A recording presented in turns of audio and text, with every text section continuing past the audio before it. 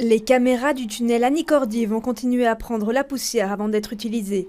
En place depuis 2017, le radar génère des tensions au sein même du collège communal de Kuckelberg.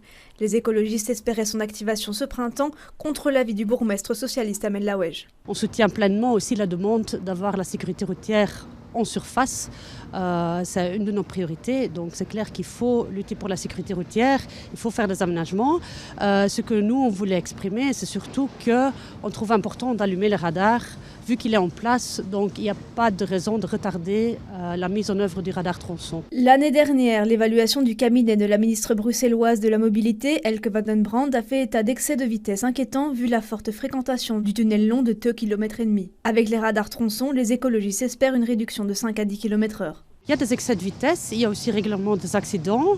Le problème, c'est quand il y a des accidents dans le tunnel, c'est que toute la circulation vient en surface et ça crée beaucoup de nuisances aussi pour les quartiers à côté.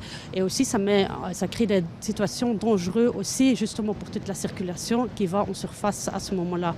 Et en réduisant la vitesse, il y aura moins d'accidents. Il y a un lien direct souvent entre la vitesse et le nombre d'accidents. Les 5 bourgmestres de la zone de police Bruxelles-Ouest ont signé une lettre dans laquelle ils réclament une limitation à 30 km/h sur le boulevard Léopold II.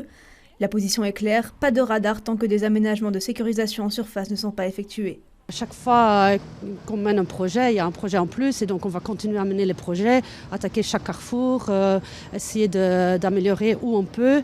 Et donc si on dit qu'on va attendre, alors on peut attendre longtemps parce que ça ne sera jamais un travail fini.